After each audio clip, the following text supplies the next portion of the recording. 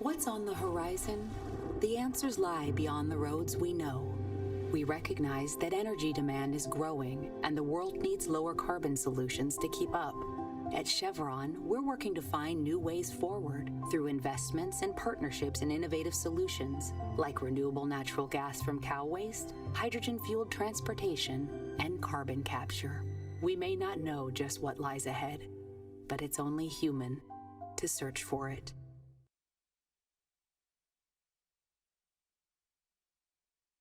Ladies and gentlemen, welcome to Charting the Course, the future of U.S.-Africa trade and investment relations, with our moderator, the Honorable Rita Jo Lewis, President and Chair of the Export-Import Bank of the United States, and our panelists, His Excellency William Ruto, President of the Republic of Kenya,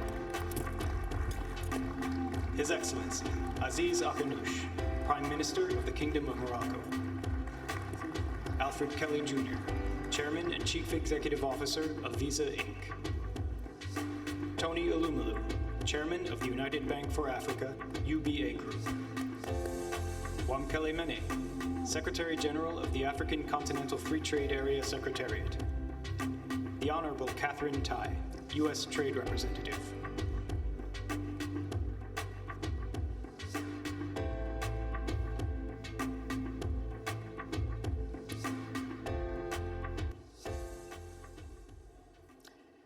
Good morning, Your Excellencies, Honorable Ministers, members of the Diplomatic Corps, distinguished guests, ladies and gentlemen. As President and Chair of the Export-Import Bank of the United States, it is an absolute honor to be participating in this summit alongside my colleagues from the Biden-Harris administration. And I'm delighted to moderate this exceptional and distinguished panel. We're truly honored to host His Excellency William Ruto, President, Republic of Kenya, His Excellency Aziz Akhannouche, Prime Minister, Kingdom of Morocco, Tony Elumelu, Chairman, United Bank of Africa, Al Kelly Jr., Chairman and Chief Executive Officer of Visa Inc., Mr. Mene, Secretary General of the AFC-FTA Secretariat, and the Honorable Ambassador Catherine Tai, U.S. Trade Representative. You know, I think we can all agree that this summit truly reflects an unprecedented manifestation of the strong bonds between America and Africa.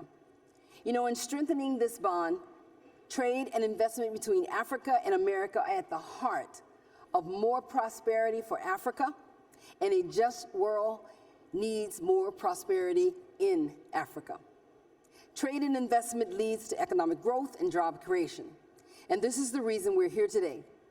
Africa represents approximately 3% of global trade, and U.S. trade and investment with Africa accounted for less than 2% of U.S. global trade in 2021. We firmly believe that through partnerships and collaborations embraced by the Biden-Harris administration and implementation of the African Continental Free Trade Agreement, we will raise Africa to be a more meaningful player in global trade and investment. So let's get started. Given our limitation on time, we will have 2 rounds of questions, and I will ask each of you to speak for about 2 minutes per round. So let's get started.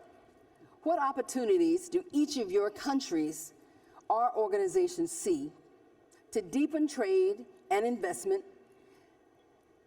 ties between U.S. and Africa, and what specific steps are you taking to realize that potential? Let's start with Your Excellency, President Ruto.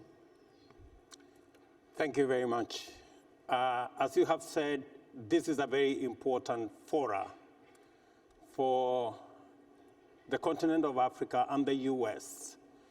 to recalibrate and possibly re-engineer the relationship between America or the U.S. and Africa, especially in the space of trade and investment. There are glaring opportunities that Africa and the US can take advantage of. We need to engineer a win-win formula. Win-win, taking advantage of the competitive advantage of the US in capital, know-how, machinery, and taking advantage of Africa's population, energy resources, and the obvious Africa Continental Free Trade Area that gives us that leverage. So what I see as the opportunity that exists between the US and Africa is that while the US has huge capital potential, on the other hand, Africa, with 1.4 billion people, going to 2.5 billion people by 2050, combines the opportunity of capital and population. And when I say population, sometimes population is seen as in terms of income. But I dare say that if you look, for example, at techno, by investing in telephone for the Africa continent, they have become the third largest mobile company in the world because they have taken advantage of the numbers in Africa. Let me give another example. The World Report tells us that food and agribusiness is going to be a $1 trillion business, up from $300 billion at the moment. Again, the US, with the know-how and with machinery, can take advantage of the huge land resources in our continent, the big population in our continent. Instead of exporting commodities, the US should find an opportunity in investing the capital they have, the machinery they have, the know-how they have, so that they can produce for the African continent in Africa. Not to export commodities into Africa, but to export capital, to export know-how, to export machinery. I dare say, as a farmer myself, John Deere is a good tractor in Africa. And that is what America should be exporting. And together, combine the resources we have in the continent and the opportunities that the collaboration can present. Let me conclude by saying that the Africa Continental Free Trade Area is necessary because today, intra-Africa trade is at 17%. It presents to us an opportunity because Asia, Europe, intra-Africa trade is at 60, 70%. What can America do? The reason why intra-Africa trade is low is because of physical infrastructure and logistics. That physical infrastructure, road, rail, can be financed by capital from the US. And the market that comes as we increase the intra-Africa trade can benefit both US and African farms. And finally, the demographic dividend that the median age in Africa is 20 gives us the opportunity to leverage on the labor that Africa presents to the US investor. So Africa comes with population, comes with enormous energy resources, comes with huge labor, and US can come with capital, know-how, and machinery, and we can have a win-win outcome. Thank you. His Excellency, Prime Minister. Je voudrais d'abord vous remercier, Monsieur Excellence, Monsieur le Président. First, I would like to thank you, Excellency, ladies and gentlemen, for this very important meeting, US-Africa. And I wanted to remind that in order to succeed this relationship, I would like to actually touch on three criteria that are important. First, commitment. First, we need to have a very strong commitment from the decision makers to be able to progress in this particular approach. And at the highest level, His Majesty the King in Morocco had launched with the United States the free trade in 2004. It actually started in 2006. It is a royal will. In the past few years, there was a second visit in Africa with 1,000 agreements that were signed, and that makes Morocco the first investors for Western Africa and on the continent. So it is truly a will of the political decision maker, and His Majesty wanted for this relationship to be set for Morocco. Once you have this type of development, I think adaptability is important. Each country has its own assets, each country has its own specificities. Morocco has its own human resources, logistics, and I would say that it has a geostrategic position, has free trade agreements, but there is agriculture, there is development of fisheries, the work on hydrogen, the cluster of automaking, aerospace cluster also, and all of these are assets on which the Americans or the United States, with our African friends, we can continue and we can continue to build this offer. The third point, the third criterion, which I believe is important to succeed, is when you come to Africa, it's good to have trade, it's good to invest, it's good to exchange, but there are African countries, all African countries need to be supported in terms of their program, of their investment program, so that they can come at the right level in this term of trade. You have programs. The United States have such programs that are very, very interesting. And I managed, when I was the Minister of Agriculture and Fisheries, the Millennium Challenge is a great, it's a very powerful program because it allows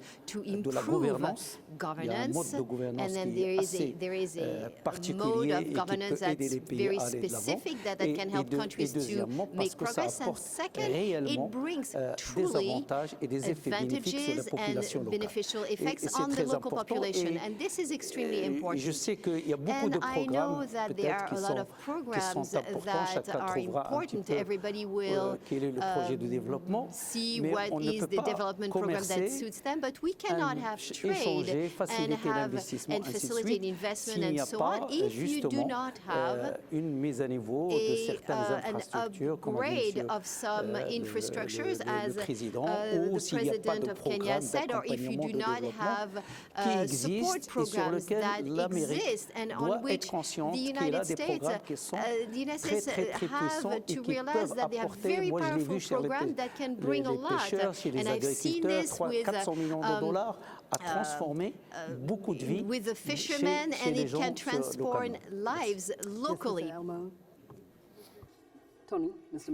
Elamel, your comment? Yes. I do business across Africa. My bank, United Bank for Africa Group, has the largest global network of any African bank.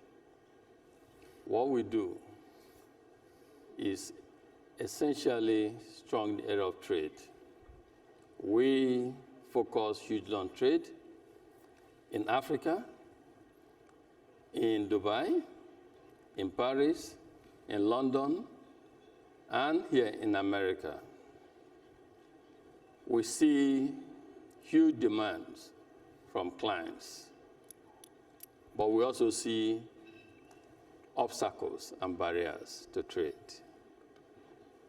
Africa is the most, or has significant trade barriers, discriminations, even to date. Africa can be the breadbasket of the world. Africa can do a whole lot more for the world and for itself. But these obstacles we see need to be addressed. We see internal obstacles within Africa. We also see external obstacles. We need to look at our tariffs again, structure. We need to work together collaboratively to turn Africa into a manufacturing center. Africa can do a lot more than it's doing today. I commend initiatives such as AGOA, but Africa needs more. We have a huge population. We have good and arable land. There's so much we can do on the continent. But we need more support, more collaboration. I support young entrepreneurs across Africa. And these young entrepreneurs we support through the work of the Tony Elumelu Foundation. I want to see them become multinationals. But we do have obstacles also. We do have stifling operating environment, which African leaders will also help. And I'm honored to be sitting with some of our great leaders on the continent. So what I see as opportunities on the continent in the area of trade and investment is huge. But for us to realize that, we need to do more in removing obstacles, trade barriers and obstacles, as well as operating environmental issues. If we remove these two, we can make progress. I was in America a few years ago in Senate on the Testify Africa Electricity. I testified. And I asked myself as we were preparing for this forum, what actually has happened with this? We can do a whole lot more on the continent with America, if some of these hindrances to industrialization, some of these hindrances to manufacturing are addressed. So I look forward to seeing greater collaboration between the US and Africa in these areas. Thank you. Mr. Kelly? Well, thank you, and it's an honor to be at this forum and an honor to be on this panel with such visionary and dynamic leaders across Africa. I had the chance, after travel being disrupted in August, to visit Nigeria and the DRC, and that visit reinforced for me the level of entrepreneurship, innovation, and digitization that's happening across the continent. We've been in Africa for about 5 decades. Today, there's about 100 million people in Africa with Visa cards and about 2 million places that they're accepted. And we got there through lots of great partnerships, including that with Tony's bank, United Bank of Africa. And by the way, I had an opportunity to visit with Tony, and he was kind enough to have me at his home in my trip to Nigeria. But there is so much more to do. So today, Visa is announcing that we're going to make $1 billion investment in Africa over the next 5 years. And thank you. And that investment will go towards scaling our operations across the continent. It will go towards driving innovation and technology across the continent. We want to support President Ruto's Hustler Fund. We want to take advantage of a brand new innovation center, the first one that we've put up in Africa. We have about 10 of them around the world. We opened it in Nairobi last year. It's a place for clients to come, fintechs to come and explore the world in terms of their opportunities and brainstorm with us, as well as try to solve problems that people may have. The third thing we're going to do is build out our collaboration with our various partners in the government, in traditional financial institutions, with mobile operators, as well as fintechs. And at the end of the day, I look at Africa as incredibly important to our growth over the next 50 years, and we're in it in a big and broad and deep way. So thank you. Thank you. Mr. Mene, Secretary General. Well, thank you very much. And I want to start by also thanking the government of the United States for convening us here. And I'm deeply honored to share a platform with the distinguished panelists. There's a very positive projection about the African continent and the African continental free trade area. And that is that where we implement the AFCFTA as Africans, we have an opportunity by the year 2035 to lift 100 million people out of poverty, to boost incomes by up to 10%, to boost intra-Africa trade contribution to Africa's GDP by $450 billion. And the most immediate beneficiaries of all of these statistics will be small, medium enterprises that are led by women and young Africans. That should signify something about the potential of the African continent. However, these positive projections, of course, will not happen on their own. That is why, with the support of the leaders, the Assembly of Heads of States and Government of the African Union, we have been forging ahead with the implementation of this agreement, precisely for the objective of eliminating barriers to intra-Africa trade, eliminating barriers to intra-Africa investment, ensuring free movement of goods, and eventually free movement of persons across the African continent. There are a number of areas for investors, and we would encourage, of course, the US investors to look at these very, very closely. Agriculture and agro-processing. Today, the African continent is experiencing a food security crisis. And yet we know that there are actually countries in Africa that can feed the continent. We know that there are countries that have excess grains to export to other parts of the continent. But what has been missing and what is constraining that trade to happen has been the absence of a legal framework for that trade to happen in basic agricultural products. And this is what in the AFCFTA, the Ministers of Trade are looking at. How do we make sure that we boost trade in agriculture to create jobs, to ensure that the agro-processing business in Africa creates jobs for young people? The second area is equally important. His Excellency President Ruto mentioned it, and that is trade supporting infrastructure. Trade supporting infrastructure will enable us to double intra-Africa trade by the year 2035. And that is why the partnership that we have with Afreximbank, as well as the African Development Bank, is so critical. Because these development finance institutions are well positioned to invest in trade supporting infrastructure, transport, logistics, very, very important enablers of trade on the continent. I would just end by saying another area which is equally important and is also embedded in the rules of the African Continental Free Trade Area is the pharmaceutical sector. In 2019, before the onset of the pandemic, Africa imported $16 billion worth of pharmaceutical products. That is $16 billion worth of jobs forgone, innovation, competitiveness.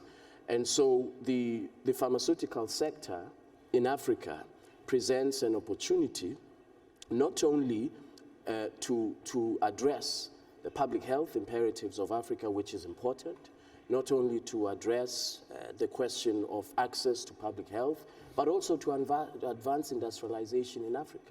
So these are the areas that are embedded through the rules of the AFCFTA to enable competition. Thank you so much, Ambassador Tai. We're going to have you have the last word. All right. In this question. Thank you. Yes. Thank you. No, I'm delighted to be here today. Let me just start by sharing an anecdote.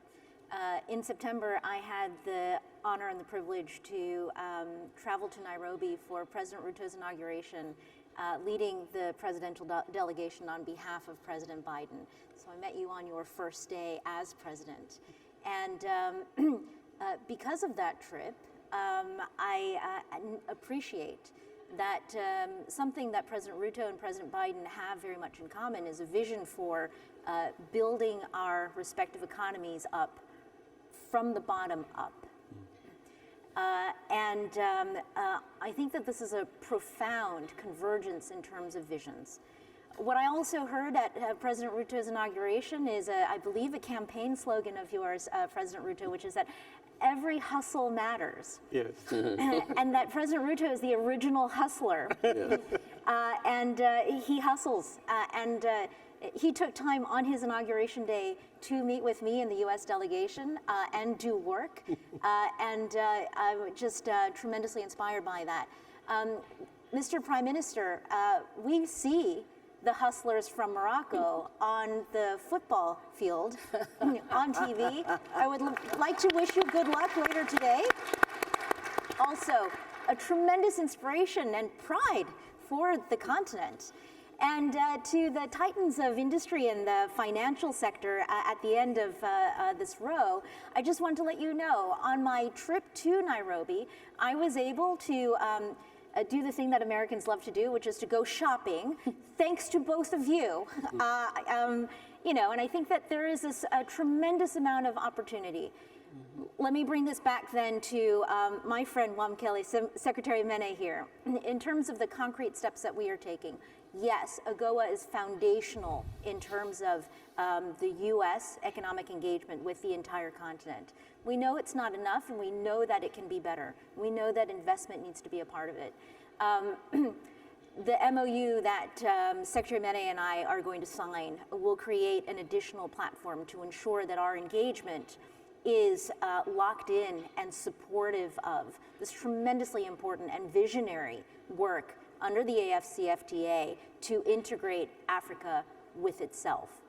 And then I think that beyond that, coming back to our partners in Kenya, we are working on a strategic trade and investment partnership with Kenya to continue to innovate how we use our traditional trade tools and how we develop new tools, again, to ensure that our engagement in this era of the global economy is intentional and focused on building up our economies from the bottom up, that we are focused on our people, our workers, on formalizing our employment sectors to ensure that benefits that we create through our economic engagement and tools have the maximum amount of beneficiaries. And I just want to bring it all back to the forum that we are engaged in here, to President Biden hosting the African leaders, to the African leaders coming to support this engagement. Every engagement, every conversation is a building block. Every engagement I have helps to make me that much smarter, and certainly every one of these interactions helps to further familiarize our systems, our policymakers, our decision makers, and open up that door to the future that we are all looking to build. So the future is bright, my friends. The future is Africa. The United States is there to make this vision come true. What a great first round. And as we come to our close, I think we have about 1 minute each. So we're going to have to hold you to that. With this question, what practical step would each of you like to see from the other parties represented on stage? As the ambassador said, we have the private sector, member state governments, and the U.S. government.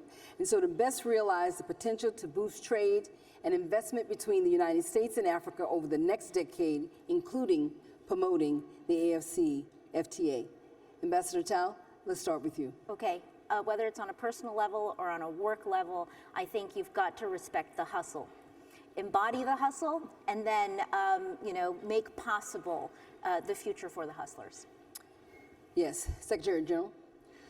Well, I think the support that we will receive from the U.S. through the MOU is important for implementation of the AFCFTA, particularly from the perspective of inclusion.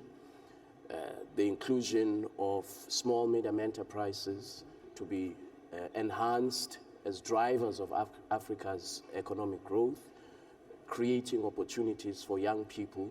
That's what the AFCFTA is about. It's about the future of the African continent. And I'm very grateful that the US has stepped up to support us in that endeavor. Mr. Kelly. The one thing that we deal with is across the continent is a patchwork of rules and regulations. So as the economies of Russia start to get behind the AFCFTA, I think being able to harmonize and make these regulations and rules more consistent is going to make it easier to do business across the continent. And it's particularly important for small businesses, many of which are women-owned, who can't deal with all these different rules. We want to open the entire continent to as many small businesses, both in Africa and outside of Africa, and having more consistency across the rules and regulations would be incredibly helpful. Mr. Elamil. Yeah, so two things. First is, I was a supporter of Power Africa initiative.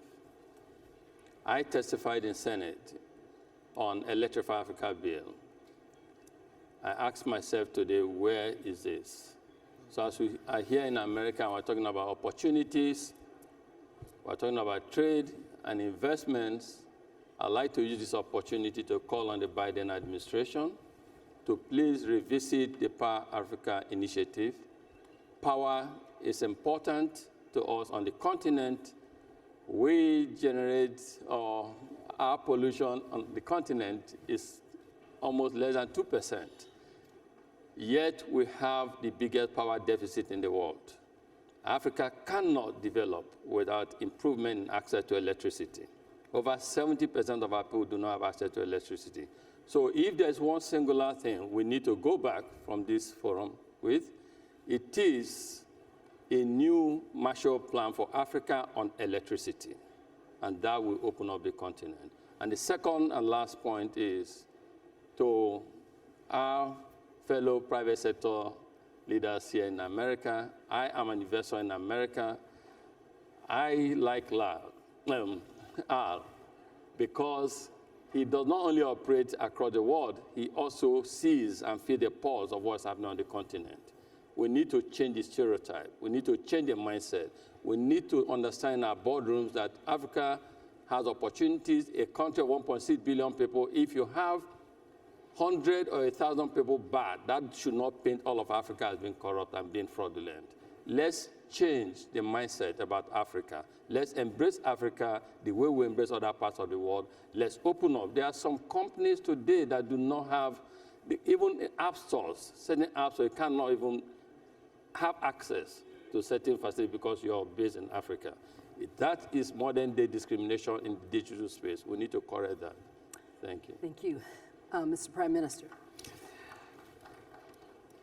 Je pense qu'il faut consolider les accords de libre-échange, les développer plus. The free trade agreement, develop them. ZLECA fait une grande opportunity granted by CFTA is huge for Africans, for Africa, for the US, because it will enable us to talk to each other. We can improve the life of 500 million inhabitants.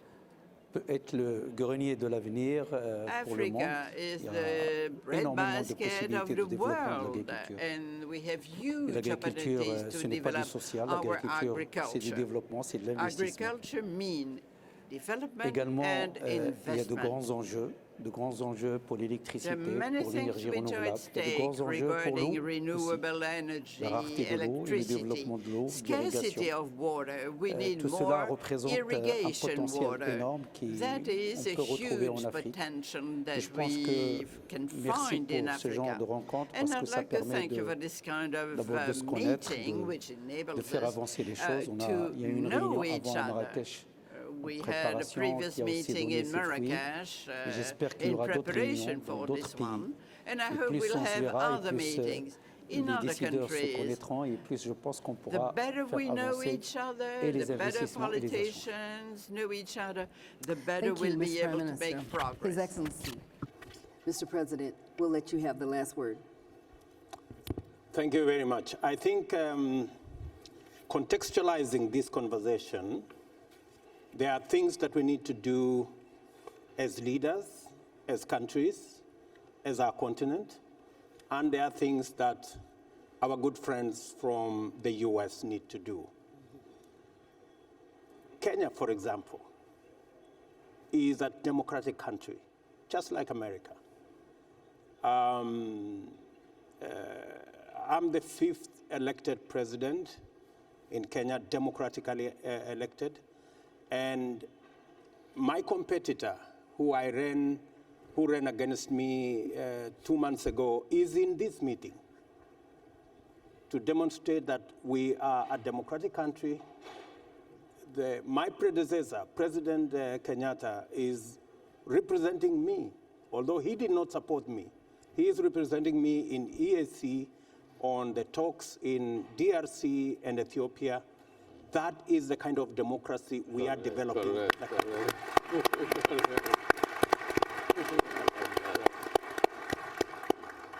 Just to mention, and our politics is competitive. In America, you have a majority of 1 in Senate. We have a majority of 6 in Senate. You have a majority of, I think, 10 in the Congress. We have a majority of 15 in our parliament. So we are competitive, democratic, built institutions that can withstand any challenge, number one. Number two, we run an open financial and commercial economy that respects business and investment. We have companies from the US who work in Kenya, for example, who have businesses in Kenya. You can ask Google, you can ask Visa, you can Coca-Cola, UBA. GE, UBA. They will all bear testimony that we have a financial system that is working, that is open, and that respects investment. And number three, we run a competitive business environment because our laws, our institutions, our courts ensures that they protect the interest of everybody. And check, for example, Brooklyn's institution has rated Kenya the best in financial inclusion, number one. Number one in protecting minority investors. Right. Number two, as the best possible innovation hub south of the Sahara, again by Global Innovation Index. Number four, we are rated by WIPO that we are the fourth station for foreign direct investment. So we have built institutions that ensure that the private sector can invest safely in our continent. We are spreading that. We are making sure that that is not just in Kenya. The Africa Continental Free Trade Area is an agreement by all leaders in our continent that we need to spread best practice across the continent and build the infrastructure that will ensure that when you invest in one country, you are actually investing in a continent of 1.4 billion people. That is the opportunity Africa presents. What the US need to do, and I'm happy I'm speaking to policymakers and business people from this great continent, is to see the opportunity. With capital, you have a partner in Africa, because Africa presents a huge market, labor that is educated, young, and innovative. And three, Africa, I dare say, is the green energy superpower. We have the largest resources in renewable energy. And it is time for the globe to recalibrate the whole industrialization agenda. Instead of continuing to manufacture using dirty energy outside Africa, it is the opportunity to save the globe and begin to manufacture using green energy in Africa. And US should lead the way. Thank you. Thank you so much. You know, I think we can all agree that this has been an exceptional panel. We heard it here, that the fragmented African market are now integrated under the African Continental Free Trade Agreement. And the U.S. government fully supports the AFCFTA, and we are convinced that it can unlock the billions of dollars of trade with and investments from U.S. companies. You know, partnerships and collaborations embraced by the Biden-Harris administration, we firmly believe will mobilize capital which Africa deeply needs. So let's give our panel a great round of applause because it has been my honor to moderate this panel. And thank you very much. Thank you, King Tony. Thank you very much.